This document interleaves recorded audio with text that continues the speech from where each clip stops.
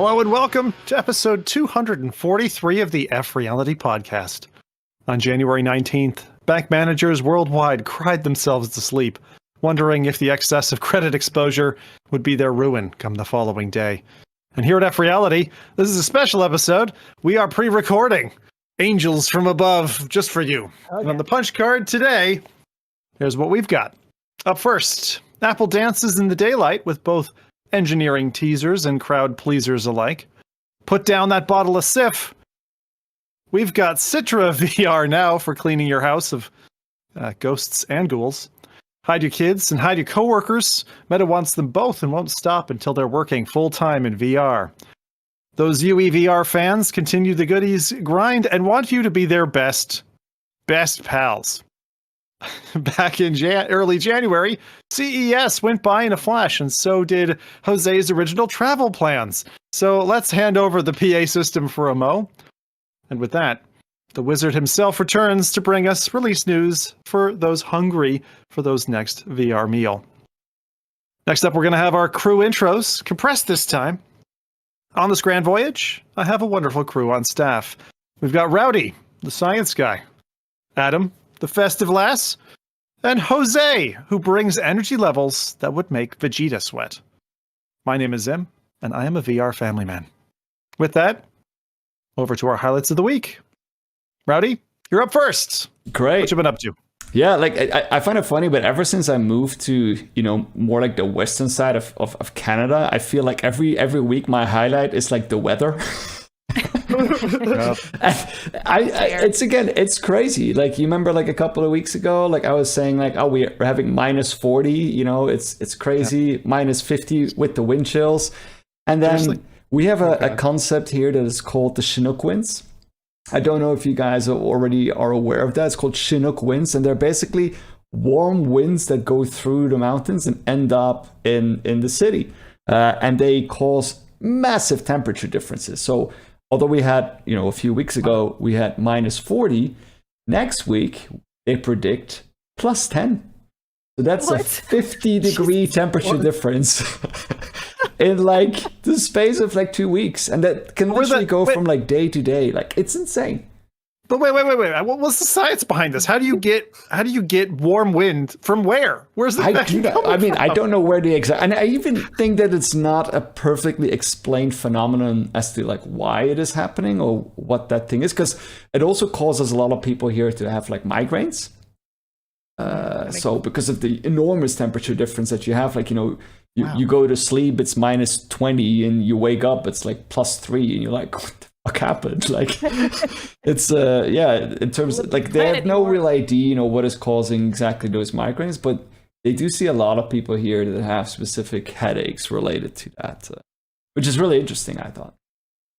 I hate to derail this conversation, but I feel like you're being played, bro. What do you mean there's like random rogue winds? Like, they don't know where they come from? Well, I mean, they do know where they come from, because they're like western winds, and they have like an explanation for it as well, because it's like, the way that the water falls on the mountain, and then you have this like these clouds that are dissipating, and then you have like the I mean, I don't know exactly how it's but it's like a warm front. Like, that's kind of what happens. Like, a warm front is being generated because of the layout of the land, and then you get that warm winds that go through those mountains and eventually end up in the city and causing these like massive temperature differences. It's insane. It's so ridiculous. Get rid of mountains. I want to know where I can subscribe or tune in to watch the Rowdy Truman Show, because it's going on. You just don't know it. You're being probably. Yeah, I tune into it. It's insane. Like, I mean, I feel like my life has gotten quite boring because I only talk about the weather, but it's insane, the weather. Like, it doesn't make any sense. Like, I mean, I remember like in the summer, it was like, oh, we had like a sunny day, next day, tornado. Next day, bit of rain. Like, I'm like, wow, it's going quite crazy over here. Yeah, that's funny. I feel like you tend to get, especially being in like the European subcontinent, you get a lot of warning, because other countries go through that shit first, and so it sweeps over, and you're like, like if you're in England, Ireland is there like ready and waiting. If they get a storm, you're like, oh, I got a day's notice. Europe, you get even more sometimes, but Canada is a bit crazy. Yeah. But here, even the landscape entirely changed because we had like a lot of snow. Everything was white. Then we get those Chinook winds, and it's like snow is gone now. It's like, okay. How do you prepare for this stuff? I don't know. I'm still trying to figure it out, Adam. Oh my god. So Chinook is it's not spelled like Chinook the helicopter. Is it an S or a C? I don't know how Chinook the helicopter is spelled, but it's spelled Chinook. That's how it is. Chinook helicopter pushing down on those hot, heavy winds. Yeah. Oh yeah, you're right. The Boeing CH-47 Chinook. Yep. Yeah. I know my Milsim. I know they were to be blamed for this too. It's so funny. Maybe it's related. I don't know. I'm gonna have to look this up then post podcast. All right, that's cool. So the highlight of your week is a lot of hot air. Hot air. I'm curious as to like maybe next week I'll bring some, or next time I'll bring some tornadoes. Who knows? Let's go. You never know. I'm just imagining some old dude or a bunch of like graybeard type dudes, old Canadians, the Canucks up in the Rockies or somewhere with like just hair dryers, all just like pointed at the same time down. It's funny because they call them also föhn winds, and a föhn in Dutch is like a hair dryer. So, or in German maybe as well. Yeah, föhn. So maybe that is also what it means. Well, if you survive and you don't melt, or we'll freeze? have to catch up with Rowdy next time. Freeze. Yeah, no, he's freezing and melting. Anyway, that's just amazing. Okay, cool. So over to Adam then. Adam, what's been your last 2 weeks like? I've actually been after I got sick, then I felt bad because I felt like I was just behind on everything. Like I hate being sick because you just can't be productive or even do anything you like. So I really got into a lot of VR stuff this week, mostly, and maybe a little bit of last week. I'll pick 4 things, but like it's the one that interests the most. Someone can yell it out because all the 4 things is too much. That's fine. Go ahead. The first one, I played Demeter, the mixed reality game that I think came out today. It's got a long name, Demeter, the Chronicles or something crazy. Mixed reality game. Then I've been playing a lot of Palworld, and I tried that with the UEVR mod, which I will save because it sounds like you teased it, something like that in the. Yeah. Hold that for later, and we'll spin over to you then. That's great. I was playing Synth Riders Electro Swing 2 DLC because I love Synth Riders and all the Electro Swing. That's kind of my jam. And then I played Lethal Company, modded VR Lethal Company. Wow. You've really just picked all the best stuff to play, haven't you? Yeah, that's not fair. Yeah, it's like she's cheated. So I needed to do something that sounded important. Well, that's good. It's all the heavy stuff. That's great. I'm really curious because I got a bunch of buddies that were like trying to drag me to Lethal Company, and they're like, "Hey, gotta play," and I'm like, "I don't have time right now," but I'll ask somebody else. So there you go. I'm gonna ask you. How was Lethal Company then? Is it friendly? Bad. What do you mean by friendly? Like it's not scary? For people who don't know what Lethal Company is, maybe let them know what that is, and then what's it like in VR? Yeah, so Lethal Company, it's up to 4 player. I guess you could call it co-op. Basically, you have a quota, a number quota that you have to reach every 3 days or so. Basically, you land on a planet. You have to go out into a random building, find as much valuable scrap as you can, bring it back to your ship. Premise sounds simple, but there's a lot of things on the planet and in the buildings that want to kill you. And some trips might be pretty flawless where you find a lot of stuff and not a lot of creatures. Sometimes everything wants to kill you and there's not a lot of stuff, but you have to reach your quota every 3 days. But yeah, it's super. If it wasn't, I guess it would be questionably scary, especially in VR. I don't know if this would be a Jose game. But yeah, I was gonna say. I would be like, we would. This would be awesome to play together. Like I really do like Lethal Company a lot. That sounds a lot like Deep Rock Galactic, because when you went from Deep Rock Galactic on flat to VR, you're like, oh, this is now a horror game. Like it's totally overwhelming because you're now in it. Too. Yeah, but that's a. let's just say different octaves came out of me in the VR version, different pitches and screams that I didn't know I was capable of happened with the VR one, the VR mod. So, but it was really easy to set up, very easy. Oh, very good. And is there, of the 4 that you played, is one of those like your particular darling that you like the most? Probably Lethal Company, just because UEVR requires a little more tinkering. So Lethal Company was pretty much just like suspiciously easy. everything's already Thunderstorm mod, is it? Yeah, so you can get like the, what is it, Belpanex and the Lethal Company VR mod. As long as those are the only mods you have. I guess if you have more stuff, then there's more potential for conflicts. But I only had the VR mod, so it was no problem. And I was able to play with people who were in flat and didn't have the mod, so it worked fine. That's cool. You're answering all my questions, and now they're gonna say the bar's even lower. You have to play with us, Sam. Great. Yeah.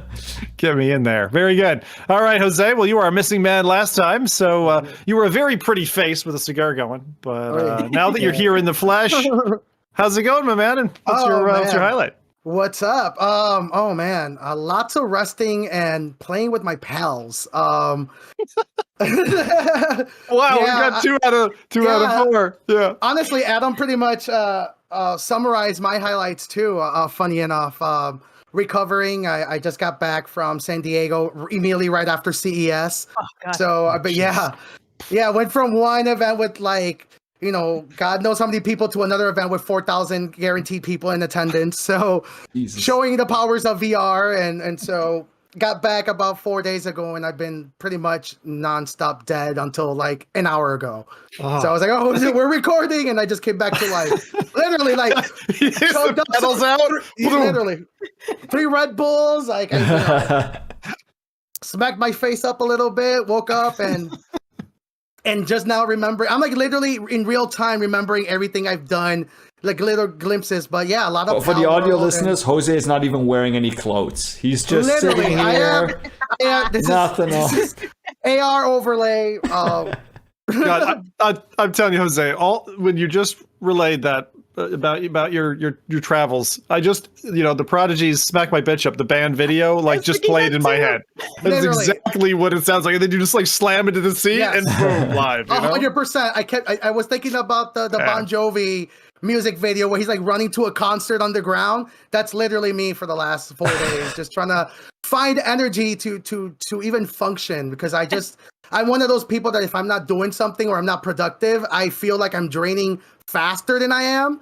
Yeah. So it was just miserable. So all I did was just play a lot of Palworld on UEVR. I obsessed with that game way more than I probably should have. Yeah. Well, if you both want to, we can carve it out from later. We can talk about it now if you'd prefer. Why don't we just get it out there? I'm so down for some Pal talk. So, starting off then, Palworld, you two are going to be better off than me, who only spent 5 minutes in it. Tell us what Palworld is all about, which is a flat game natively. So a lot of people like to call it Pokemon with guns, but I feel like it's a little bit more complex than that. I think it's more like Rust, the survival game. It's kind of like Ark, I would say. Yes. Yeah. Because you can cook them and eat them as well. So yeah, it's definitely more complicated than just guns. Yeah. Fun fact: when you butcher them, there's like a sensor bar that goes over them. It's so good. Like it pixelates them. It's so how does a Pikachu taste? It depends like on rabbit. you get some fluff, you can get some meat out of it, The cool part about it is that it's one of those games that they're not afraid to just go the extra mile, because they could have just drawn the line on the, capturing and making the monsters your subordinates. No, this expands to anything in the game. You can capture people and make them slaves too. So if you see like a random NPC cooking out there, he says, gives you a little tip, and then you just, turn around and capture him and make him a slave. Well, you got to beat him in a submission first. Yes, you have to make him more willing. Can you cook and eat those too? Yeah. Yes, you can. Eat the people? Wow. I've never tried eating the people. I haven't tried that either, but I'm going to go ahead and confidently say yes. Like this game, I feel like they're just playing a checkbox game, and whatever somebody wants to do in the game, they're just, let's let them do it. So I'm going to go ahead and say yes without even having tried it. It's This pretty. is so funny. I never thought that cannibalism was going to be a common point between our highlights, but yeah. Hey. All right, very good. I'm not going to say what mine is just yet. So, Palworld, as I dipped my toes in, felt to me weirdly like Breath of the Wild. I mean, it's an older game now, but it felt like that mixed with Fortnite, and then they were just littered with Pokemon, basically. Pals. Pals. Yeah, Okay, there's pals. no way that they're not going to get sued, right? They're totally going to get sued. Nah, they're not. They're not. They're not. I feel like they would have been sued by now. Like they wouldn't have let it go on this long. You know, it's got to be something. I don't know. This is Lawyers what are they slow. do. Yeah, this is like because Pokemon. There's been so many Pokemon games that have been made by fans that have been up for years and eventually get taken down. Like one very good one was the Pokemon. I think Radioactive or something it was called. Amazing game. Like they spent years on developing that, and it was like a Game Boy version or like an emulator Game Boy version. There you go. You mentioned it yourself. They used the core engine from the Pokemon game. They stripped it down. This is a 100% very aesthetically similar looking game. I'm not going to go out of my way to say it's not, but the game engine, the graphics, the assets, the gameplay mechanics, it's too much of a mashup for Pokemon to go out of their way and say, hey, they're copying our game, because truth of the matter is there's no guns in the Pokemon game. There's no survival the characters in a look Pokemon the game. exact same. So do Dragon Quest, and so do the mythical dragons in Asian culture. This is not. There is copyright laws for a reason, and the fact that it's also backed by a very large publisher and it is on the Steam platform. Nintendo lawyers can't take this down, even if they wanted to. There could be some arguments that could be made. There will probably be like very minimal attacks, maybe with specific characters or assets, but it will never be enough for them to completely remove the game. It's too big of a mashup of development engines and all that. And it's not like the game's been hidden. Like it's not like nobody knew about it, you know, way long ago. I feel like if they wanted to kind of stick something in to stop them from developing, they could have done it, you know, when they first found out about Pokemon with guns and it became a meme and all that. So I'm actually surprisingly on the side of Jose. I feel like they can't really do anything big. I still think that, you know, if the game keeps on getting bigger, eventually there's going to be, because Nintendo's going to be like, oh yeah, that's great, you guys are doing well. Now we take 30% of your whatever. Nintendo, if we're going to really talk about Nintendo issues, Nintendo has a way bigger problem in their hands at the moment. There was a flash cart they just released about 2 weeks ago that completely circumvents the Switch operating system. It's the same thing as the original NES launcher. NDS launcher that let you like load up cards with an SD card. That just released for the Switch. Dude. What? Yeah, so they have way bigger problems. Like the Nintendo Switch has been completely, jailbroken now. So they have bigger fish to fry than, and they actually caught the guy. The same, and funny enough, if we wanted to get into that, the Flash Cart that just released was also made by the same guy that released the original Flash Cart. So it's apparently this guy owes Nintendo really like $1 billion, and then got leaked by, I think I don't know how it happened, but he's right back at it, and now they released a new Flash Cart. So the funny thing that I find about this, like, and we're going to get into this a bit later too, but like, people want to play their games, and they want to play their games in the way they want to play them, and they also like to be on a new platform. Say you just picked out, you just got your Vision Pro or something. You're like, hey, what if I could get X, Y, or Z game working on this thing? And I find like this cross-platform emulation layering. Even when it comes to, people trying to get as many games as possible fit onto this platform that they've come to love for years, like they stop at nothing. They stop at nothing. It's like water finding its way through a dam. After 500 years, it's gonna find that crack and it's gonna weasel its way through. I do think that Nintendo were one of the heavier weights out there in terms of their legal arm. But we'll see where this goes. But let's cut back to the fun. And I don't know, Rowdy, if you've already run a trailer or something for this, but it'd be cool to show people. I did want to say real quick, though, that Nintendo has released, the Pokemon Company has released a statement regarding it, that they're investigating the use of assets and that they have not granted any permission specifically related to that. So it's not like they're not in friendly terms. Yeah. Go ahead, Adam. Sorry. like I said, they definitely knew about this though. The way that they're wording it makes it sound like I think they mostly just want to let people know we know. Please stop bothering us. Yeah, exactly. Yes, we know. And they're not talking specifically about Palworld. They're talking about a mod of somebody who released Pokemon sprite and assets for the game. That got taken out. This is completely. That's what happened. A modder released I saw that. a graphic pack that made the game look like Pokemon, and that's where Nintendo is acknowledging and talking about. There's no permission to do that. Yeah, that in itself is illegal and shouldn't be done. The game itself is not the problem.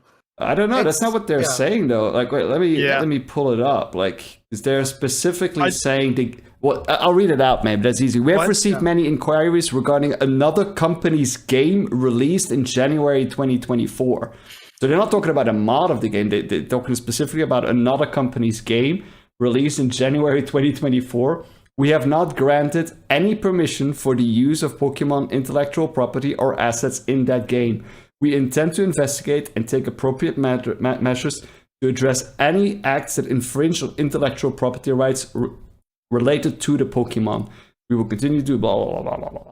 Well, it sounds like then we're looking into it. Yeah, it's not really like all you can ever say. Yeah. Well, it's a new arm of Reboot Imagine contracting.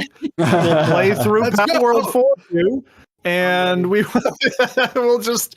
find out if there's anything nefarious in there for you. It got so bad. I don't know if you guys saw, but there was like what hit critical mass was that there was like, I guess, some, let's call them amateur graphic specialists, just to give them a kinder a term, and they were going through the graphic sprites of the game, and they were comparing them, and they did was they scaled down the 3D graphics to look like the ones on Pokemon, and they were like, see, as you can tell, they're the same size and shape, but so people just ran with it, and in reality, all the guy was doing was just sizing them down so they look similar, but they really weren't the same mesh or the same size or had the same counts of polygons. And through this, we found out that every single sprite and asset in the game was made by scratch.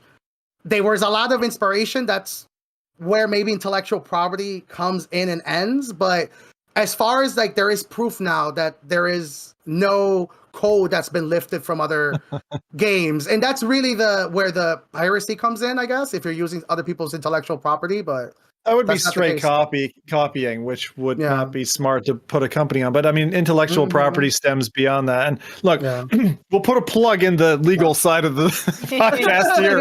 Let's focus on, are you two having fun? Are you guys enjoying this Palworld game? Oh, God. That's a very hard question. So I can answer it like this.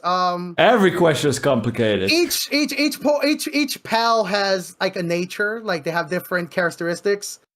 And I've experienced this pal. I forgot her name. I think it's called Love Leon, which is a.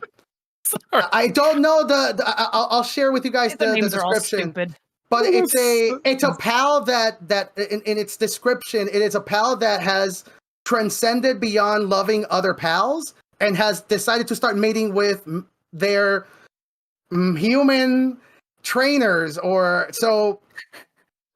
I don't know when it happened, but now I have, I believe they're called a harem.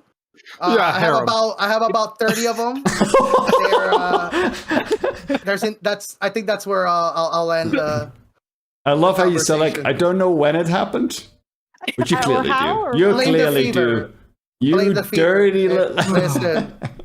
Oh my God. They produce, they create, they take care. Listen, you just gotta play Palworld. That's all I can say. God.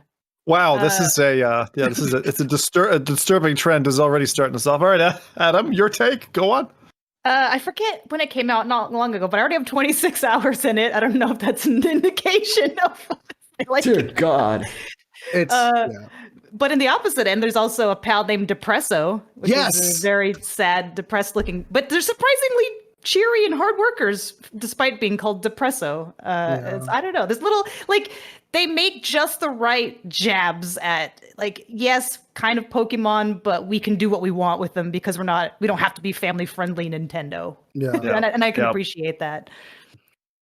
Yeah, it's really silly. It's a very silly game, and I think it's weird to say that, but there's something exciting about playing a game that's not afraid of just doing really dumb stuff, right? Like the fact that you can get on the back of one and then just pull out a gun and just start shooting, and you're like grabbing a club and beating the Pokemon to death alongside your Pokemon.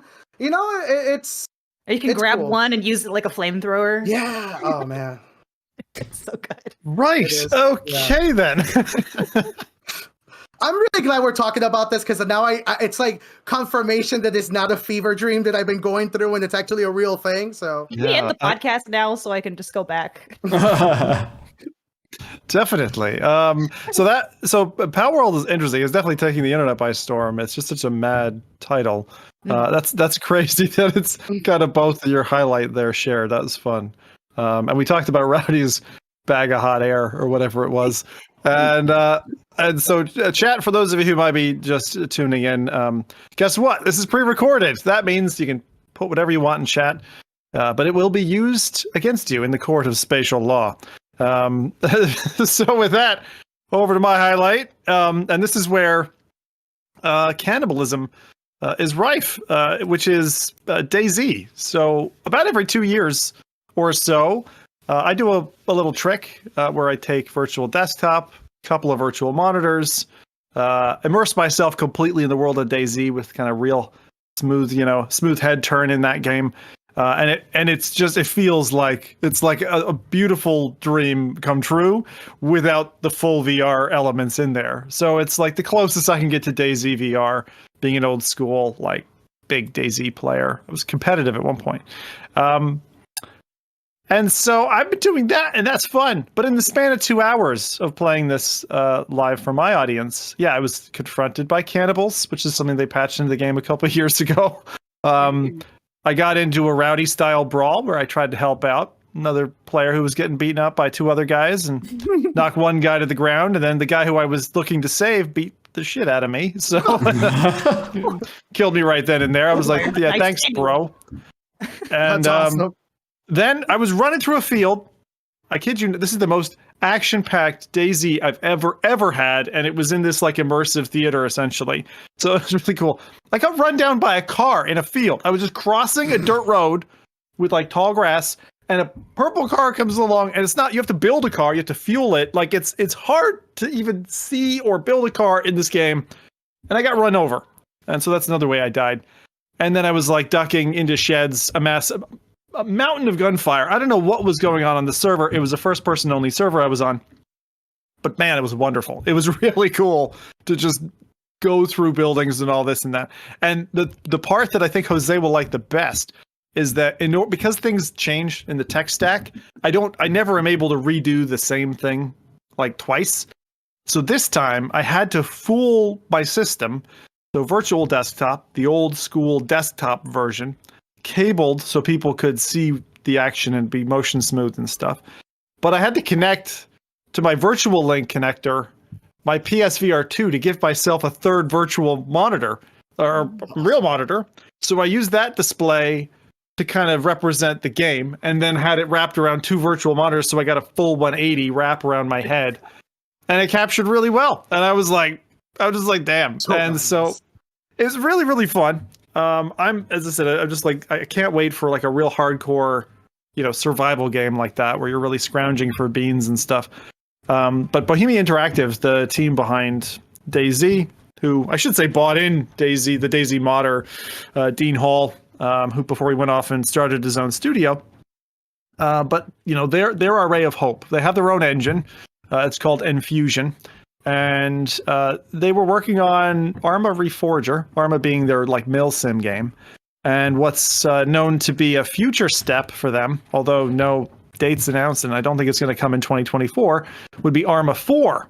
Arma 3 released some years back. I wasn't a huge fan of that one, but Arma 2 was definitely my sauce, and Operation Flashpoint way before that was just incredible. So if we can just convince them, I would like them to please work on VR support, because we miss that. We miss that so sorely in VR. We don't have a game that does that properly yet. And I know we've got a few people like Combat Waffle working on stuff that is going to be tinkering in that space.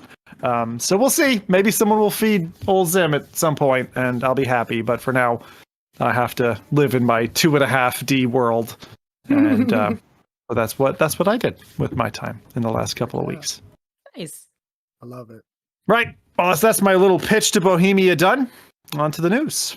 First up, of course, it's got to be Apple. The Apple Vision Pro, retailing in the lowest SKU for $3,500, just dropped their pre-orders on the 19th of January.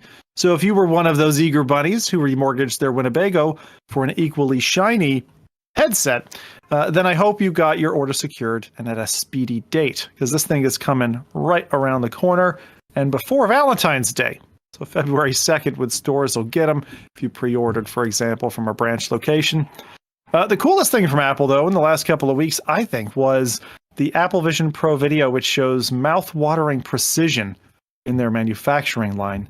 I mean, it's rare that we get to see inside the sweatshop, right? I'm glad you said that, because I really wanted to point that out. It's like there wasn't a lot of sweatshopping in such a video, so that got me excited. Well, you have to wonder, right? Like, it's like there's definitely still a human component. They showed all the robotics.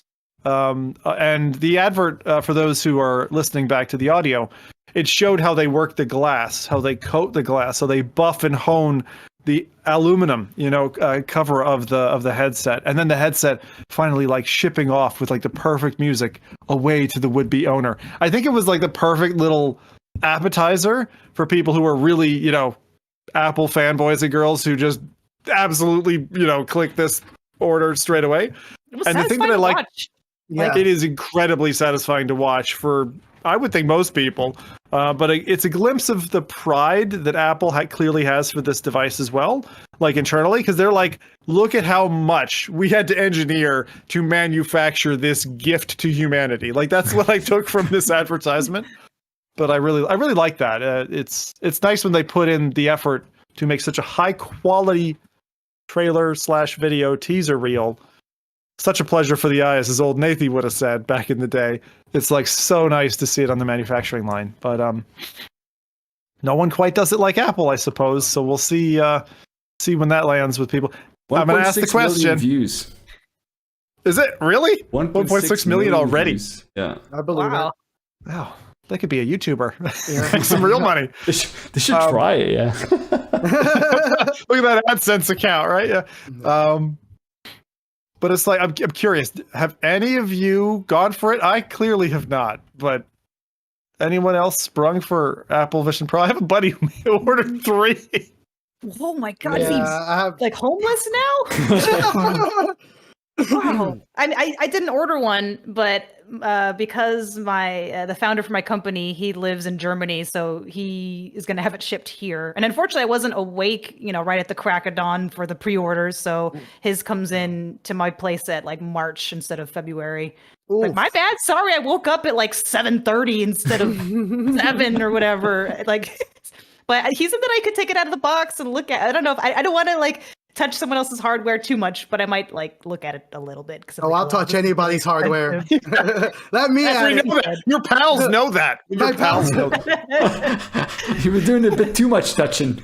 Yeah, that's my problem. That's why I'm sick. But I ended up deciding against it at the 11th hour. It was one of those things where I'm really excited about its potentials. I also have, it's not my first rodeo of emerging with new technology.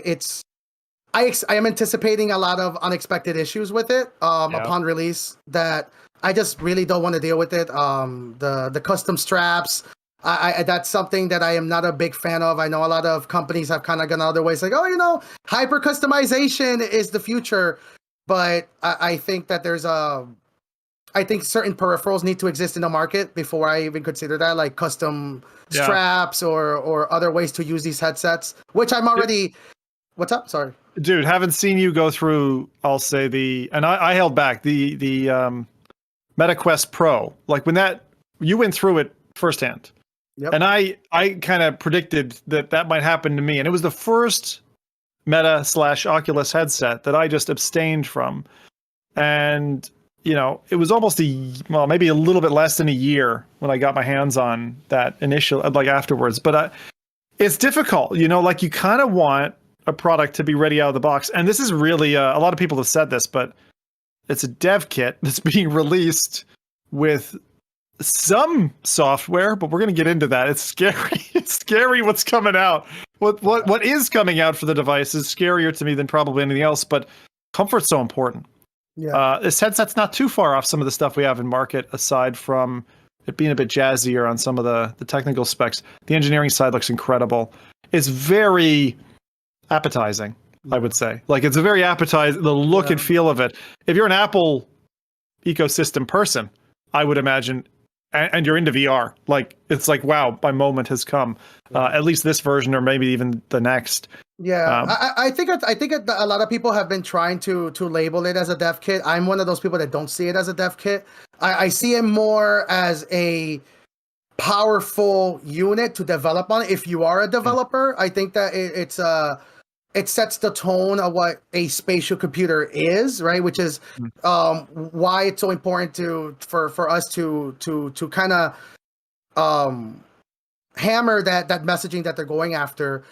But my personal gripes with it is really more of the actually making this a useful computer for day-to-day that's not there, right? It's similar to what the Quest 3 did with, using the straps. A lot of people don't see it as a suitable model unless they say, oh yeah, but with the Bobo strap, right? We don't have that answer or solution yet for the Apple Vision Pro. Yeah. And I think third party party take them long. But the thing is, by the time you want one, it's likely, given the high price point, you won't be struggling to get one, right? Exactly. Like, so you're like, now that I've got the solution, I can see A plus B and I'll be happy, right?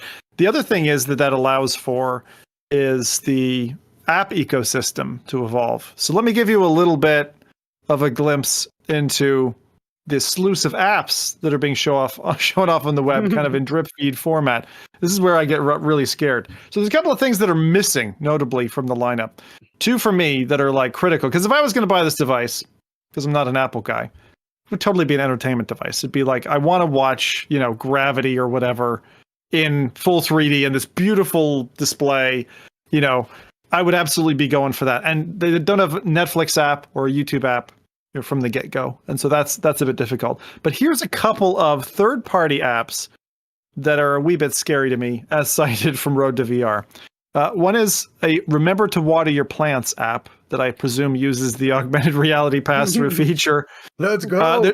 There's a Scan in Your Magic the Gathering cards app, which you can do with most phones. That's probably a bit easier than holding your neck over a table. There's budgeting apps, several of these, in case you have trouble balancing your books at home. There's Bible Offline, which is, I suppose, if you're particularly religious. That's my favorite, yeah. That's amazing. pretty good. Let's not forget the excitement of WebEx, or Cut the Rope 3. I just can't wait for the sequel. Whoa! I'm actually really excited for Cut the Rope 3. Listen, I actually got really excited for that. Way more than I probably showed up, because I got mad that they did like the little 2D, 3D holder. Yeah. Frame. But so that's me throwing shade a little bit. Now let's go back to the other side of the pendulum swing. I think Apple fans are going to enjoy some of the first party stuff that is going to be there out of the box. So of course, photos, right? Just like the first time you picked up an iPhone or an iPod Touch or something, and you got, easy access to like look into the faces of your families and friends. Safari for standard web browsing is going to blow people's minds who haven't tried like a Quest or something like that. Mail, I mean, if you have a paired keyboard with it and you're able to actually, mirror your laptop screen or whatever, and they get this giant display, being able to do that in such comfort, while still being able to keep eye contact with people in the room, I think is going to be pretty nifty. And then again, back to the entertainment side, there are 150 or so 3D movies, things like Dune. Dune is one of my recent favorite films. Okay. And some immersive content that they've planned at 8K. Like when I got the Quest 3 and I was so impressed with the display on that, which is less than an Apple Vision Pro, one of the things I found myself drawn to, which is weird because I am not a Discovery Channel dude. I'm not, maybe during Shark Week, but like 8K nature content or watching, someone climb a mountain, just any interpersonal stuff, or like looking at nature in a fidelity that you could never do even with your human eye at on a 120 inch or 150 inch screen in front of you. Like, that is just incredible. So I feel like if you're going to sell someone on this headset, that could be the type of content that does it for someone, And that's the reason why Netflix isn't on it, because it is available on the web browser. Every single app that's not available through an app will be available on the web browser. Spotify, YouTube, these are all web applications. There is also a reality of business. Netflix has one of the largest subscription accounts when it comes to an entertainment platform. Why would Netflix pay to port an application to the Apple Vision Pro when there's thousands of developers and applications and hardware that pays Netflix to make the app for them, right? Yeah. There's some benefits to having a dedicated app, but I would say, having seen it go through the VR channels once, like on Go and that, where they had a dedicated app, restricted resolution, all this kind of stuff. As you said, like a virtual desktop choice, right? That option using the web browser with all of its myriad features, not having to go through a port, was a better end solution and was optimal. So you have a very good point there with the web access. Windows 8.1 and 10 and 11, every single one that has released didn't come with a Netflix app until later on down the road. This is just business, and they're going to force. Right? It comes. The Safari browser should be able to launch it just fine. Yeah, and then I don't know. I think for me personally, I mean, I don't care about the third-party apps. I'm going to be very honest. Like, I don't think that, like, usually when Apple releases a device, it's to solve a particular problem. And I haven't really figured out for myself yet, what is the problem that they're solving with this device? Like, and I know that we talked about this before, because I know Jose brought up the idea of like having multiple screens and, optimizing your workflow. And that's a little bit the idea behind it. But if I look at the native apps that are there, I don't really get that feeling from that's the problem that they're solving. Whereas, for example, like a native, I mean, maybe there's a third-party app. I haven't gone through the entire app, but I want to see some native intro, because that's where I think that this device would shine, like an AutoCAD, like an engineering, a focus on that. Like where Apple comes out with their own product specifically for this device that blows all of the third-party ones out of the water. So that is one. The other one that I was thinking is like Photoshop, design, any of these kind of things have always been hardcore Apple products. And I don't really see that here. Like, I don't see, if Photoshop is if Adobe Premiere Pro and After Effects are already in there, they should be put much more to the front, because that's where, you have this device maybe getting to solving a problem. They are applications. I forgot the names of them, but I get that there are applications, but I'm not really interested in third-party developers making those applications for them. Well, Rowdy, to your first question, the first-party application, if we generalize that statement, I think is simply taking whatever you have on your MacBook and seeing it in that environment, in that space, like working, I'll use their term, spatially, because that is incredible. For the first time you do that, it can be freeing. Now, I'm not convinced that the form factor in this launch is going to do that. Like in any business and any kind of like development optimization sphere, you have the concept of solved problems and unsolved problems. And all of what they're doing now is solve problems. You don't need the Apple Vision Pro to work on a MacBook. You can work on a MacBook.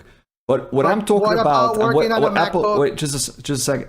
What Apple has always done with their previous devices, the Apple iPhone, the iPod, the MacBook Pro, the MacBook Air, is coming up with a new kind of problem and providing the solution to that. Yeah. The MacBook Air was the same thing. What was the problem with the MacBook Air? It's more portable. It's thinner. It's like it makes it more accessible. These kind of things. And I don't really get this feeling from this device. Performance, though. Okay, so I think it's very important to remember that software can only move as far as the hardware carries it. The MacBook Air will never be able to deliver any kind of performance near a MacBook Pro. When you're a developer, that's not what the device is for. Core application. It's called the Apple Vision Pro. This carries an M2 processor. The MacBook Air is not. If you want to do heavy processing, you need to do it on a Pro. The MacBook Air was basically a device that was easier to bring with you, limited apps or limited performance, a lower workload, those kind of things. Let's go. Yes, at a cheaper price point. That's the Apple Vision Pro's answer to the MacBook Pro. If you're on an airplane developing on a MacBook Pro, let's say you're dealing with sensitive information, or you want to upscale the images or the videos that you're working on, you can't take your 4 monitors with you. That's the Apple Vision Pro. This is a portable workstation that you take with you. So you're absolutely correct. If you have a MacBook Pro, you shouldn't need an Apple Vision Pro. That's where I think the issue is a little bit, is that I don't think at this price point, $3,500, if people have to then choose between getting a MacBook Pro or getting the Apple Vision Pro, that they should go for an Apple Vision Pro just because they want privacy when they work on a plane, they have other people around. And that's what I mean. That is very very expensive. And to be honest, when you work with HIPAA, when you work in PCI compliance, when you work with security, if you're developing, you have to remember when you're developing, most of the time you can't publicly show what you're working on. No, but right? So this is a workstation that you get to take with you, just like you could connect your monitor to your desk.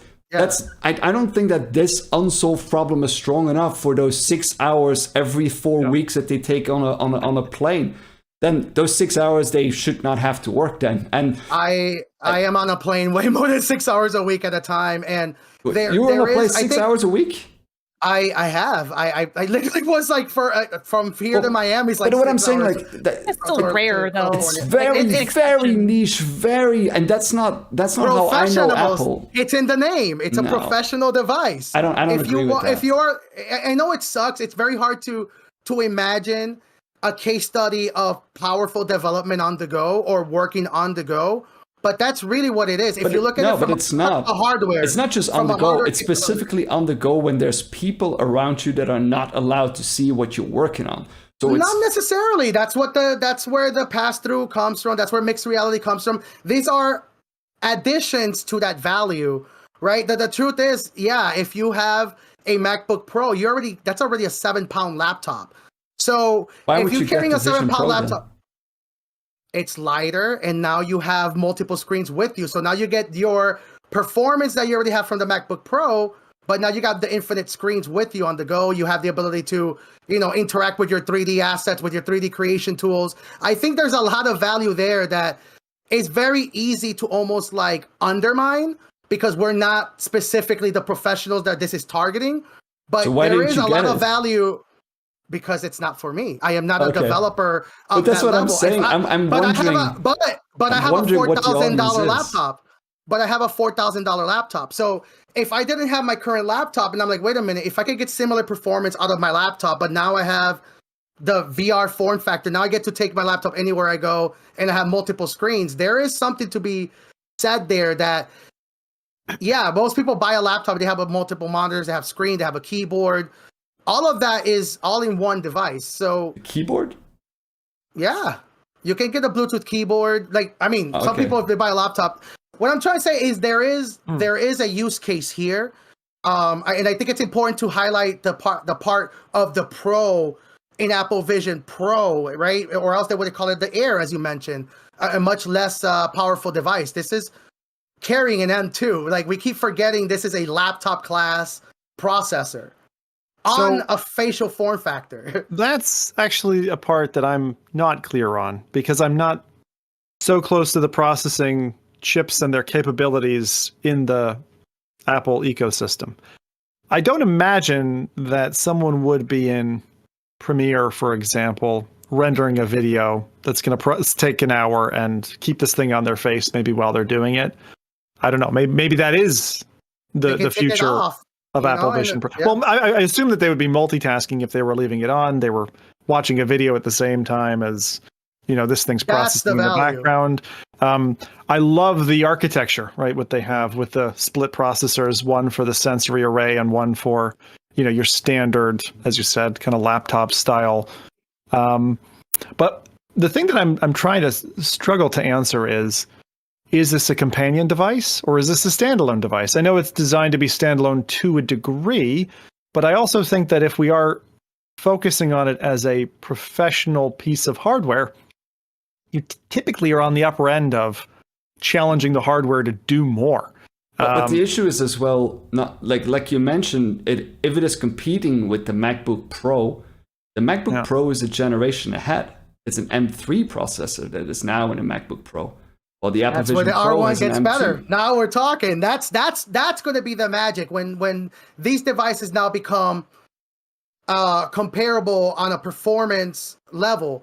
But we're not there yet, right? That's where the R1 got introduced, because when you look at current headsets on the market, the CPU is kind of doing everything all in one, right? So you're splitting resources. Like, I talk a lot about the analogy of a building, right? If you have a 10-floor building and 3 floors are dedicated for really good graphics, and then, 1 floor is dedicated for, really good performance on a multitasking level, the other one's dedicated, you're splitting resources, right? So when now you have a CPU that's able to deliver 100% of its processing capabilities, because thanks to the introduction of a separate building that's focusing on the spatial, you're going to be able to open up a pathway where the CPU that's on this headset, the M2 in this case, to deliver maybe 90% of the laptop or the MacBook Pro's M2 performance.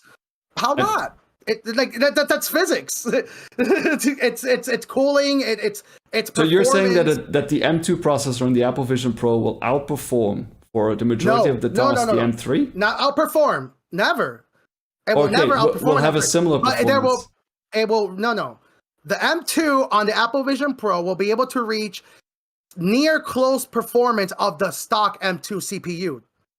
On the what? On the which one? The M2. So it's an M2 processor, right? So it is going to deliver as close to the laptop of the M2, correct? Yeah, but I'm talking that the laptop has an M3 right now. Of course. Yeah, and that laptop is also much heavier, and you also need multiple monitors if you want to get the Apple Vision Pro experience.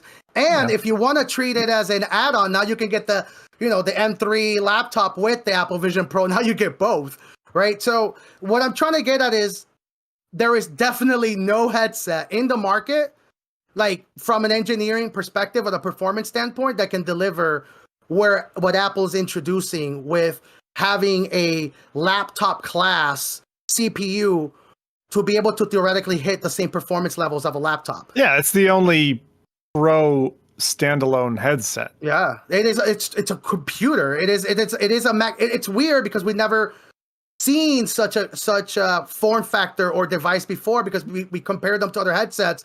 But the truth is, this is a laptop with a different form factor, and which makes it exciting. It's a very exciting premise. It takes me back to that point that I see for myself the use case of, okay, I look at it as an entertainment device.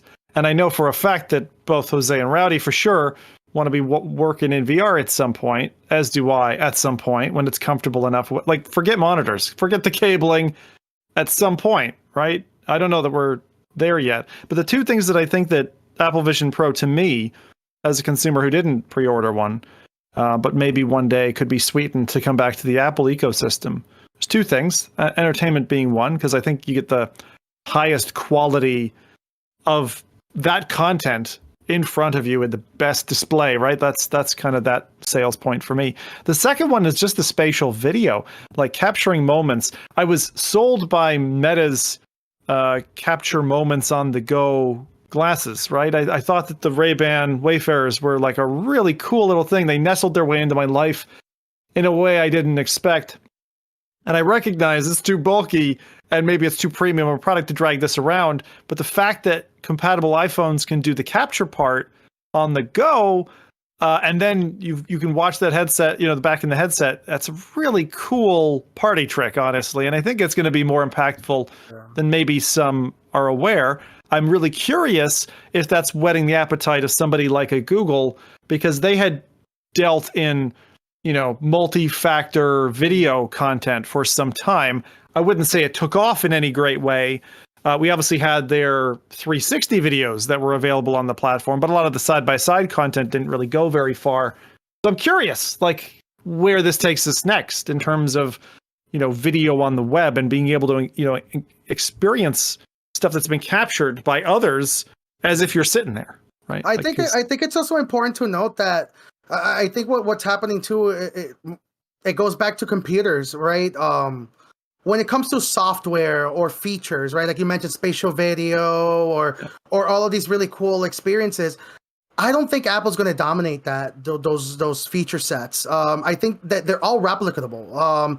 I just saw that Meta might be releasing the codec avatars for the Quest Pro, for example, and that's going to be that's going to be a pretty significant use case. But what we need to start now thinking about is the concept of doing these experiences at a larger scale, right? I think that's where the Apple Vision Pro is going to start kind of like putting itself on an island compared to other headsets. It's going to be multitasking, right? We keep talking about the idea of having multiple screens, editing a video. The truth is, you try to open more than 3 windows on the Quest 3, and that thing's the fans kick on, and it starts flying off your head. Yeah, right? It really doesn't have the power under the hood, and that's where what you were saying, Jose, kind of excites me, that this may be the first taste that we actually get in terms of spatial computing on the go.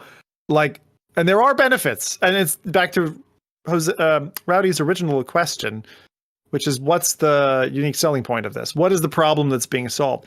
And I actually think there are problems there. The security part, I don't think, is a seller for me, to your argument, Jose, because I feel like security bars match the technology that's available at the time. So, for example, when laptops first came out, having a slightly tinted, anti-view at an angle screen filter on your laptop was good enough, right? And these have kind of evolved in step by step. So that part isn't so compelling to me. But what is the resolution, the detail, as you said, multi-monitor. But I did want to dig into this just for a moment, which is, I think it was Lucas Rosado kicking off on Twitter about the fact that the mirroring capability of the Apple Vision Pro will mirror the screen from your laptop, but not allow you additional virtual monitors. Did I get that right? That's correct. And that's where performance is going to start being highlighted. This is a 1-to-1 mirrored display at full-on resolution and full frame rate. When you look at, like, let's say virtual desktop and other applications that do like virtualized extension, you are essentially virtualizing the screens or adding a virtual tap. It's using your graphics card to emulate more screens at the cost of the performance of the hardware that's emulating it. That can be enabled. My theory is it's similar to how graphics cards currently do the mirroring of the display. It's more like this is a software limitation that can easily get changed and updated. And that's how I view it. It's just a software cap. Like, if it can't do it day one, that doesn't mean in 6 months or 12 months or 18 months, it's not going to be able to handle that. Yeah, I don't think that accuracy. Yeah, so, and that's going to be important to photographers for sure. Exactly. So those are some of the things that we've talked about. But one thing I wanted to just remind people of, because I feel like we're back in the same space as we were 12 months ago with PSVR 2. This brings me back to kind of an analogy of back when you could get a really fast internet pipe, but there were no sources that would feed you. Like, you're like, oh, I'm sitting on a gig connection, but everyone's feeding me at 200K. I do think there's going to be quite a limited amount of content to chew on this device in the early days. That'll grow over time, kind of like what we saw in the early advent when VR first landed, DK2, DK1 days, kind of back then. But I do see something similar to what hungry gamers who picked up a PS5 and PSVR 2 were complaining about last year, March and April. I think we're going to hear the same thing from people who splash out, the amount of a Kia car on a headset, and then they find themselves like limited in what they experience. Yes. Out of the gates. I can see that. I think that's inevitable, but it's going to be interesting because we saw that happen to Sony last year. I think we're going to see it happen to Apple, and I just wonder what the ramifications are going to be for, further development expansion of this ecosystem. I mean, when Apple goes into something, they typically go full in, but they've had flops before. They've pulled out and canceled projects. So I don't know. It's going to be really interesting to watch this for the next 3 to 5 years. Yeah, I'm really excited. I'm really excited. I think what I want to see is another, and it's that's what's probably annoying me the most about the Apple Vision Pro announcement is Qualcomm has been kind of riding or coattailing the Samsung Google announcement, and a lot of people keep saying, "Oh, they're coming, they're going to compete," and it's like, no, they're not. They're absolutely not. This is going. They are going to release a Quest 3 competitor. There is no Apple Vision Pro competitor in the market. There's no headset that's going to be able to deliver theoretical benchmarks, even from hot air perspective. But because there's just the realities of physics are just not there, right? There's a lot of people that have been trying to argue with me on socials about fixed function CPUs comparable to a whole chipset dedicated to doing a job, right? And you don't have to be a computer engineer to know that, hey, one dedicated piece of hardware that's dedicated to do one job will always outperform one that's dividing the task to try to conquer. Yeah. That's just physics. That's just the reality of computers. There's a reason why I can imagine a t-shirt now, Jose, with you. It's just physics, baby. Seriously. And it sucks, right? Because people really, what's happening now is that we're reaching a point where hardware has gotten really, really good. And software now can run on multiple devices, multiple endpoints. There's another company called Nemo that has like an XR2, the same CPU that you see on the Quest 3, on a tiny little puck, and now you got spatial displays and all that. You are being limited by that hardware. So no matter what you say, oh yeah, but it runs on the same CPU as the Quest 3. It's like, yeah, but the Quest 3 also has a giant fan on the headset. So physics is still part of the conversation. You can't just say, hey, it has the same hardware, it can deliver. No, there are realities of engineering and design and building. This is, once again, there is value in split computing. There's just, quite frankly, no other device like it, and it sucks, right? Because I want there to be another one, but I think that's a fact that cannot be taken away. There's no hardware that can reach those performance levels. The good news is that given our next cast is going to be probably 10th of February, it means that we're going to know a lot more in the next episode. So if you're into Apple Vision Pro, maybe Adam won't have had time on tinkering in the box that's coming through our house yet, but maybe some of us will get a chance to kind of go put our hands on one. Who knows? I'm definitely going to hunt down an Apple store as soon as I'm able. And we'll give you our impressions, when we get a chance with it on. I'm not rushing, but if I can fit it in my life, I definitely will. I'm curious about the equipment, even though I won't have it in my home. Adam, was there anything else you wanted to add on the Apple Vision Pro before we move into more news? No, like all I can think of is say I was some kind of digital nomad or whatever the term is now, where I don't have a traditional workspace and I do for some reason travel a lot, and you do have the MacBook Pro versus the Apple Vision Pro. I haven't heard great things about comfort, and so I don't know. Like, both are portable, yes, and I don't know how much hardcore kind of secret work you'd be doing kind of in public anyway. Like, maybe you would go do that stuff back at your hotel room versus in public at a coffee shop, or even at a coffee shop. I imagine someone might be on their laptop more than the headset. So I'm not completely convinced on that use case, and because honestly, I'd rather just do my work on a flat screen because I get to sit on my chair. I don't have anything weighing on my neck, unless I'm trying to build up those traps, like all those great memes we've been seeing. But I don't know. I'm not convinced on that in particular for work. Like I can see more the glasses form, but then I do understand. Yeah, you'd be limited in whatever you're plugging it into, like your phone, so you wouldn't be able to have that multitask. But I don't know, but I feel like that would be more convenient and comfortable for me. Like, until we get to the point where I can wear this thing for like a full 8 hours, having multi monitors isn't worth it for me if I'm gonna be like neck cramping and whatever else. I think you make an excellent point there, and I came to a stark resolution for myself, like realizing that, like, when I had the Meta frames on, I was like, wow, I think I need it to be this form factor in order for me to wear this and compute. while I'm sitting with other people. Like, I don't think I can go headset on my face. Hey guys, how's it going? Yeah, I realized when I tried to podcast with you guys with the Quest 3, when I sat with my wife on the couch, tried to game and talk to her at the same time, like Vision Pro isn't that far off the kind of funky, weird ass Jetson factor. And so, yeah. I'm not convinced either yet. Not yet. That I agree. The weight is too much. The weight is way too much. I'm on the other side. I am a believer in taking, the power, my workstation with me everywhere I go. But that's really what stopped me from like going all in on the Apple Vision Pro is just the weight and the comfort. Because if I am going to, be boasting that this can replace a laptop, then I should, replace a laptop. Exactly. Yeah. So, but it's just, yeah.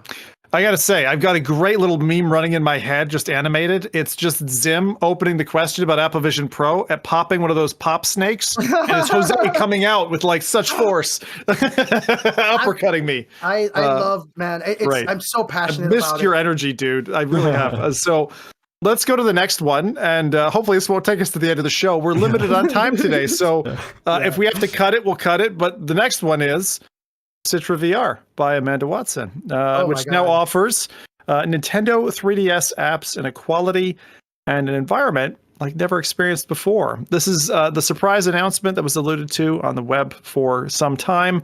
It's a port of the leading 3DS emulator Citra. And I haven't used it, but again, I'm most keen to hear from Jose. I assume you've dabbled with this at this point. Yeah. Tell me, man, what's it like? Man, the first thing is, how hard it has been to keep that a secret? Because, I've known it for quite a while. Amanda, I remember having dinner early on, and she told us, like, oh, yeah, I have a port of, I'm like, wait, what? Just casually. It's so good. Being able to replay these games, right? Because you can already do, Citra is already available on computers and other handhelds, but to be able to actually play these games in stereoscopic 3D, that's really the game changer, right? So being able to actually see them how they looked in the 3DS handheld really makes these games feel so much more enjoyable, right? Yeah. I mean, I used to think that a 3DS it felt like witchcraft. But witchcraft that was observable. Like you could tell it was trying to trick your eyes. But I feel like if you do that in a headset, you don't get any of those artifacts. You don't get that kind of you have a sweet spot where you're like, right. Which makes me think that like it's almost the purest form of viewing the game as was intended. Like, which is weird because normally you talk about like, looking at like Super Mario Brothers on a NES on an old CRT, and you're like, that's the true form it was supposed to look like because the colors are bleeding and all this kind of stuff. You look at it on a sharp display, it looks like harsh and it doesn't look quite right. But this is the flipped case, it feels like for me. Like, what?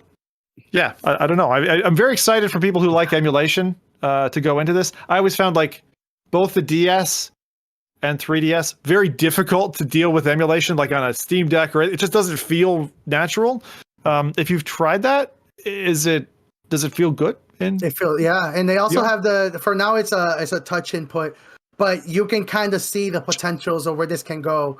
I also saw somebody who already modded it and actually made the upper screen actually wrap around you to turn into like full on real VR. They were playing Mario Kart and the 3D was on. That's something I want to try after this recording, but it's super exciting, and it also goes to show how emulation really has a big pathway when it comes to like preserving old technology and hardware and software. Like I'll completely kind of unrelated, but last week I was dabbling a lot with something called XR Linux, which is an emulation platform that essentially lets you run different operating systems using the Quest hardware.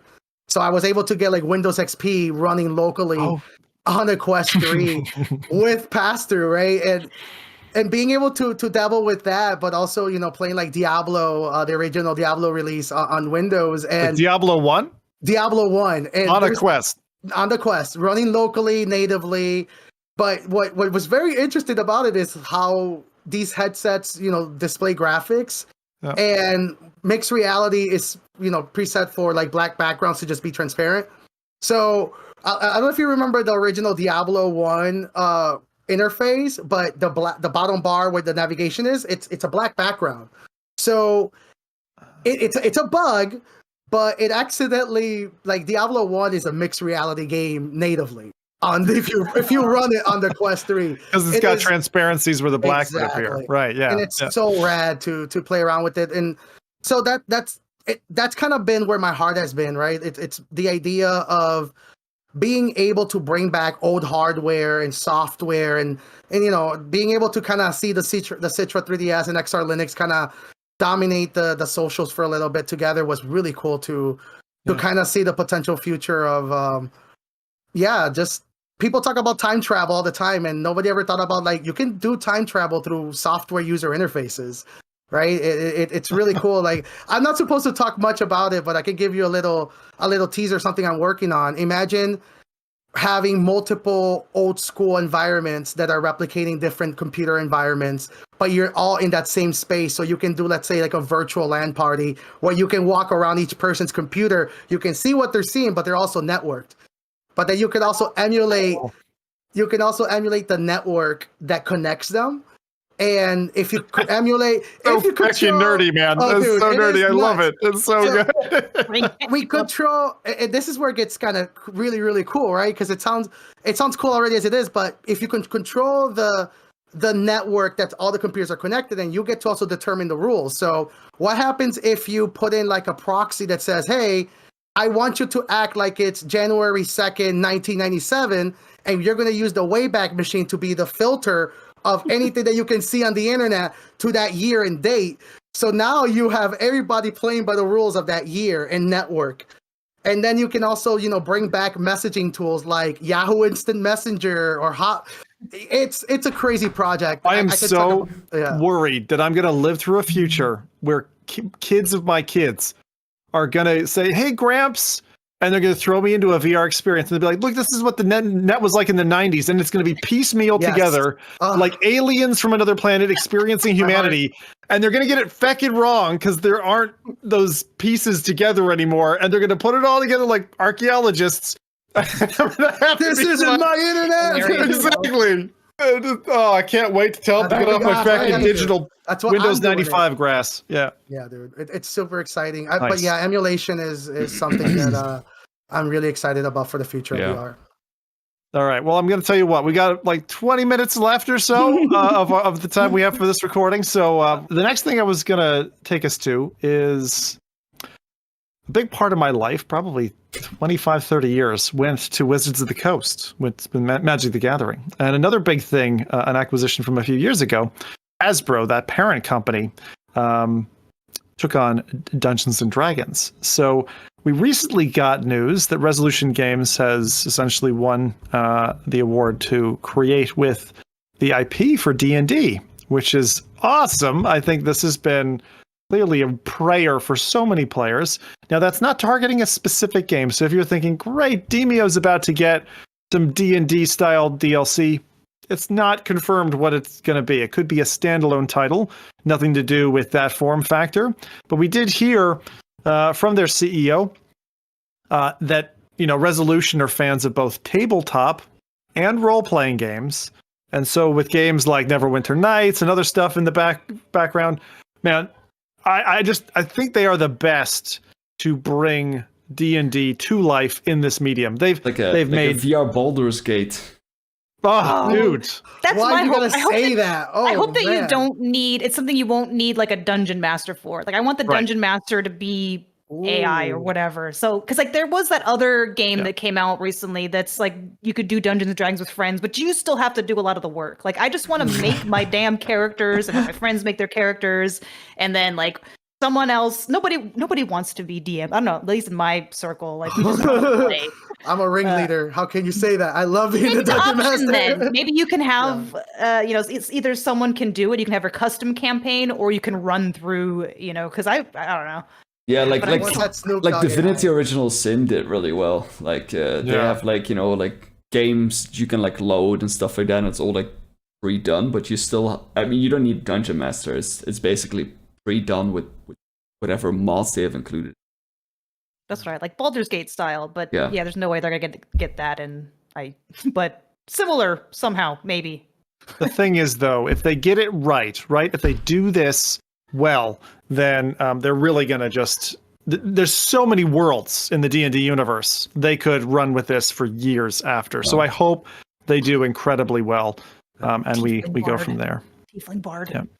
Yeah, I don't know. It's very interesting that I kind of was going around it the other way until Adam mentioned that, because it's true, nobody really wants to be really a dungeon master, but I was kind of hoping that they actually replicate the actual experience of Dungeons and Dragons, but just virtualized. Like I love the idea of having, the digitized books, being able to create the maps, giving like really powerful dungeon master tools, and of course if you want to automate it, but I don't know. I feel like that's what's always been missing from these kinds of experiences, because I feel like it's not the first time that we have seen certain dabbles, and I think that they always fall short of just virtualize the entire experience. Like, give me the physical books in a virtual way. Give me the ability to create the maps, and because Demio does it very well when it comes to a story experience. I think there's a pathway to do both. Yeah, the only thing about that is I feel like it make pickup groups hard. I guess that's in Demio, it can be difficult to play with randoms, but I mean, if you need the dungeon master and you need all that setup, that means you could only play with a set group of people and stick with them like a real game. You wouldn't be able to just hop in for a casual, I don't know, thing. But a casual thing like like with the pals in the harem. Yeah, I understand. Yeah. It's hard to That's Jose, not me. That's weirdo. We got a multiplayer now. We gotta do some multiplayer. I am multiplaying with you. Heck no. Listen, I think next podcast we're gonna go live. I'm gonna show you guys my lover lizards. Oh wow! Yes. You should, Jose. I encourage this behavior. The only thing that I would say is that to Resolution, I've been begging for years. I still want DLC of some nature for Demio. Which is Forbidden Island. I think it would be a shorter form factor, kind of similar to what they did with Demio Battles, where it'd be shorter play sessions, because Demio, for me, I love it when I've got 4 hours to spend. And when I don't have 4 hours, it's like even 2 hours feels short for Demio. Like, you need a good chunk of time. So curious to see which way they go with it. I trust Resolution more than probably any other studio on the map, personally. So they've earned it. They've done a great job with it, all the different genres that they've done. Now, another thing I want to mention, which I thought was an internet meme I clicked into and I went, oh, this is real, is Gladly It's Bradley. So some of you know, Sadly It's Bradley, who has opened a second YouTube channel for dumping videos where he kind of just talks off the cuff about things. It's been pretty popular so far. One of his videos on Apple went 30K views in a couple of days. He's got about 3,500 followers already amassed, but I want to let people know about this, because if you look at it like I did, scrolling past, I was like, that's clearly a meme. It's not. The reason it's called Gladly It's Bradley is it's a mental health thing, right? It's like, I don't want to have to worry about bombing my channel with stuff that I just want to upload, so I'm going to do it over here. And if you're like a Bradley fan, like a lot of us are, keeping an eye on this guy and his thoughts and his take on, VR and AR and where it's all going, there you go. Gladly It's Bradley. So it's youtube.com. There you go. It's a personal journey for him, and I think it's an interesting segregation as well. I mean, I remember, Rowdy, you went through something not too dissimilar when you were toying around with what do I do with my future in YouTube, and went for a second channel at some point. And so I see a lot of people get to a stage where they're like, what can I do other than it's the YouTube reset? It's the YouTube thing for sure. Yep.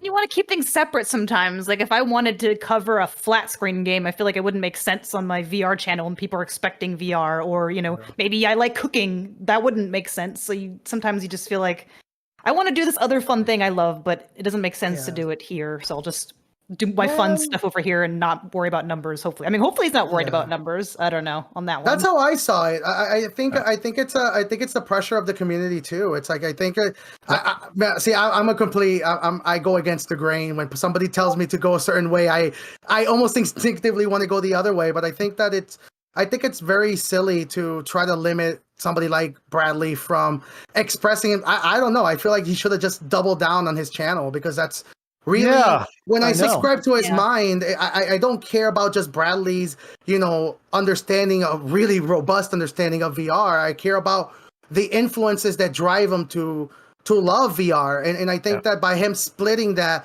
he's almost kind of confirming that there is such a thing as expertise without the inspiration that helps you seek it. And for me, that kind of that for me was like, I hope Bradley kind of looks in the mirror and kind of realizes that he's accidentally confirming a bias that shouldn't exist. Like, if you care about his expertise, you take all of it. You take his passion for anime, you take all of that, and that's how I felt about it as well, Jose. Like, looking at it, and I was like, you know what? I kind of wish this stuff was just on his main channel. Yes. Like, I like, that's how I felt about it personally. It can be hard to get past that barrier, though, like, where you're just so, like, it's easy to tell people that, but I could see where he might be like, but I feel like it'd be better this way. It's a hard thing, so I feel for him. But I do agree. I feel like he could just be unapologetically him on his channel, because that's who he is, both halves, when it's just him. And some people as well, like, really like to draw that quality barrier, that line of it's good enough, it's not good enough, right? So being able to do that, and I've seen people run 3-4 channels quite successfully all at one go. I don't think it's for me. It's definitely not my style, but it's like, I just wanted to highlight that it's an option for other creators out there who might be struggling with the same thing. And I like the thought leadership that Bradley is showing in that. Like, maybe I know other YouTubers do it, but channel. I'm trying to think of. I want to cover something that's like completely just not. Maybe I'll cover my harem. Actually, I'll make I'll dedicate a Palworld. I'd be your first subscriber. Yes, my pal Jose's pal harem. It's funny when you register an account and then do nothing with it.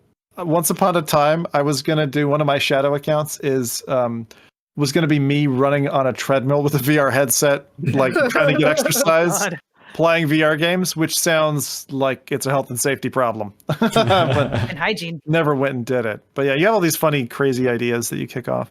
In the PSVR 2 space, just a couple of days, we've got some fan backlash from titles like Bulletstorm and Vertigo 2 have landed on the platform. There's a refreshed game, which is D-Day enhanced, coming for PSVR 2, which has some Battlefield-like gameplay. I played that on PSVR 1 and quite enjoyed it, where you can drive and gun at the same time. It's kind of interesting control mechanism, but it's Omaha Beach style content. Reminds me of the lunacy in the early days of Medal of Honor. Not the VR one, I mean the original flat series of Medal of Honor. Kind of just fun, dumb fun, in a World War II setting. So look out for that if you're a PSVR 2 player. And then I suppose from Meta's perspective, right? Apple pulled their engineering advert, so Meta, of course, dropped one of their own. Their ad shows Quest for work and shows how VR could bring us closer together and educate us in a VR environment. Showing a Michael Jackson-style HMD flip, which personally I'd hesitate to try with any full glass front headset like the Pro, because I'd feck it up and smash. I just do not want to see a Pro crack glass on the front of it. Yeah. But they're showing off Meta for work. This ad shows they're remaining committed to their full line, right? They're showing off a Pro, then a Quest 2, and then a Quest 3 in different use cases. There's an engineer working an electrical subsystem in a cabinet. And there's a bit of training done in there. It's just a really interesting thing to show this kind of stylish flip. And I can imagine that in the future. It's like a future bunch of teenagers flossing. I don't know that I could take myself to learn this move myself. I don't know. I feel like Jose might pull it off. No, I don't know about that. I don't know if it can do the. I actually, I'm not going to lie to you. I tried. I don't know how they're able to do that, because there's like it's flip over and then I think it's like they're probably cutting the video. It doesn't look real. It doesn't look real at all. It looks very fake. Yeah. So it's like part of it is also sped up and stuff. Yeah. It's so weird. What happened? Did you smack yourself in the face, Jose? Or like? Yeah, no, I don't want. How'd it go? I have a big head too, so I don't want. I can't try that. I don't. You need to do not try this at home, because you can imagine how many other people like you out there who are like, oh, sick. Yeah. Just shut your blow. That might be a more fun video. I want to see people putting on the headsets in a very creative manner. That would be like, actually, that's It's like the old bottle flip challenge. Just put your friend, wife, partner, whatever across the room and just throw a Quest headset at them. And it's so easy to trick people to do it. Like we can make it we can make like a fake TikTok hashtag challenge. Yes. Oh, We make it a there you go. TikTok challenge where we have to put like a Quest Pro or a Quest 2 on a string and just like lasso it and whoever. Okay. I think I have some ideas here. I think I'm gonna outmaneuver these guys putting on headsets. All right, I'm gonna skip a couple of on the video reel here, Rowdy, up to the next one. So this is going to be one for you. It's a favorite one. It's a treadmill by Disney. And I know a lot of people have seen this already. It's an omnidirectional treadmill called the Holotile Floor. The reason I'm saying this is because Rowdy has a particular affection for treadmills. And he's a true believer. I think we had a whole series, not even in a single episode. It was like 4 or 6 episodes where Rowdy was just, putting the big down thumb on treadmills for VR. But this thing is kind of interesting. It's a multi-tiled floor space that allows you to move things around. The only proper use case I could come up with for me would be if I was sitting in the middle of my play space and I wanted a beer or some cookies or something, and I would have this thing. I would just say, "Hey, Siri, bring me my cookies," and it would just bring the cookies over to me. And I thought that would be genius. But Rowdy, what's your take on this new omnidirectional treadmill? Yeah, I mean, it will work. Very good, Rowdy. It's a great concept. I like the concept, but the reason why I think it's cool and it's well done, but this is not how walking really works. You're on a surface that is moving backwards, and meanwhile you're moving forwards, and that's also where you see them a little bit struggling. It looks a little bit uncomfortable. It's something you're gonna have to learn to do. So yeah, it's the same problem. I love the ingenuity of it, and I like that they're advancing it, and it's much better probably than what we've seen before. But this is not something that I would recommend anyone to buy. I mean, it's not even I'll buy it, but it's not something that I think is going to be the solution to locomotion. Also, what about a hill? If you're going up a hill, you're gonna get motion sick. They need to elevate that platform the same way as you're going in the game. So it's really not a simple solution to a very, very complicated problem, and it doesn't even solve, I think, the real walking locomotion that you need to do. Yeah. And I hate talking about this because I know Lanny personally. This is not a Disney invention. This has existed for about 10 years now. I forget the name of the research team, but this was developed in Germany many years ago. What Lenny's introducing is just let's say a more polished version of the Holotile technology. It's not designed to be, of course, right, seeing somebody walking on it is a quick way of getting attention, but this is not designed for people to walk on it. This is exactly what Zim mentioned. This is to move objects around. It is a interactive way of creating, the force. For example, imagine a box and you just move your hands around and you just see the box moving left and right. This is a production or showsmanship technology. It's not really meant for people to interact with. That's how I saw it. Yeah, no, this is a ankle break within seconds. Good for Broadway productions, but the only thing I was thinking looking at it was each of those individual tiles, all the mechanisms with it. If you think about a series of light bulbs, right? One of those breaks, how expensive and complicated is it to fix it, right? And so it probably doesn't belong even on a Broadway stage, right? So the use case would be so specific. Yeah. But it's a cool little thing, and of course it gets people who want, so many people want these treadmills in their homes or whatever, and I'm with Rowdy on this. Yeah, honestly, if there's anything to highlight from that video, it's congratulations to Lanny, right? First Imagineer to get awarded and get that kind of recognition, right? Us engineers that focus on a lot of making, really magical experiences seem like magic, even though it's just a lot of engineering technology. It deserves recognition. So to see Lanny on video like that was super inspiring for people like me. It was super rad. I hope to reach to connect with him again sometime soon and say that to him. Yep. Well, with that, I'll tell you what. Since Jose's back, our king of surprises on releases, why don't we cover some releases then before we wrap up on today's show?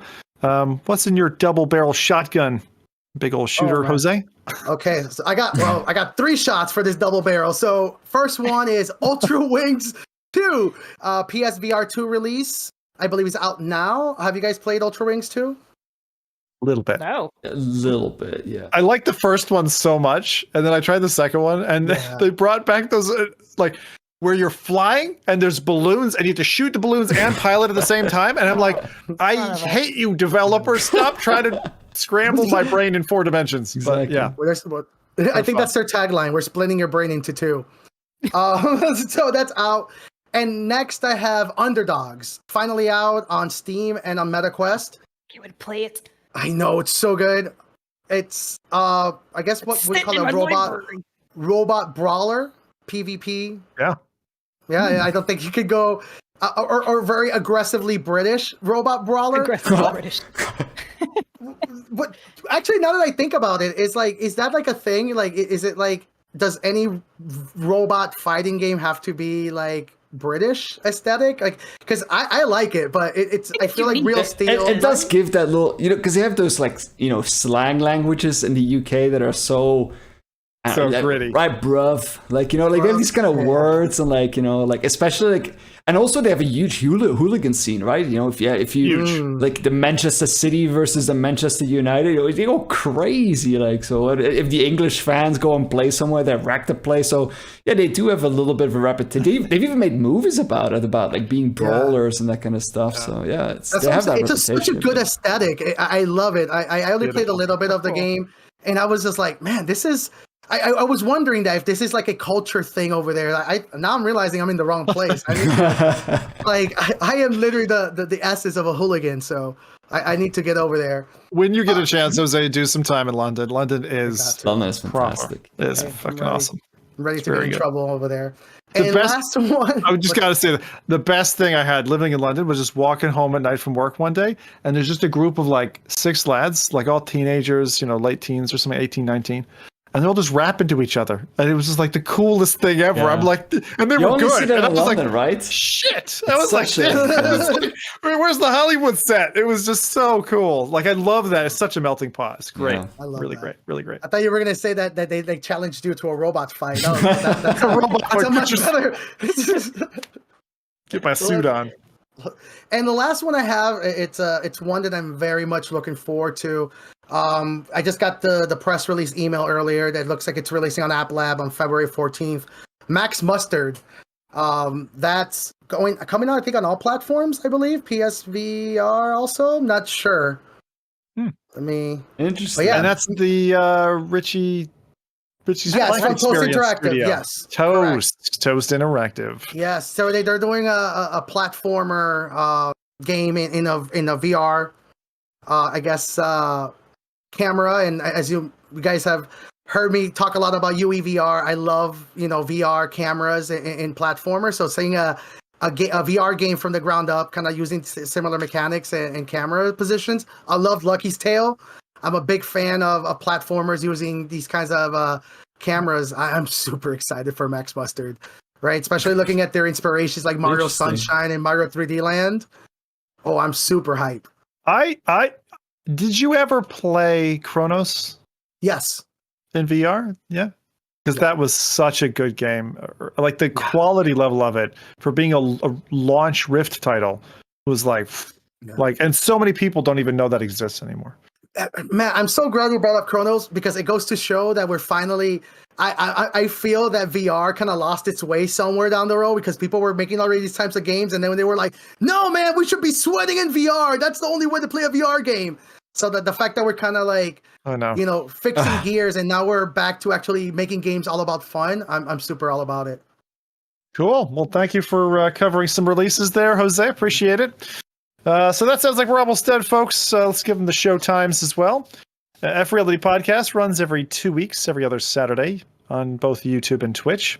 This crew starts barking at the moon around 10 a.m. Pacific, 1 p.m. Eastern, and 6 p.m. in the UK. Doesn't make any sense with the moon cycle. Why did I write that? For our audio listeners, Spotify, SoundCloud, and iTunes are still in season, so grab your fiddle and go play some music for yourself in the forest. If you like this episode, light up our finger-shaped firelighters with a like, and fan mail is always welcome over at contact@freality.tv.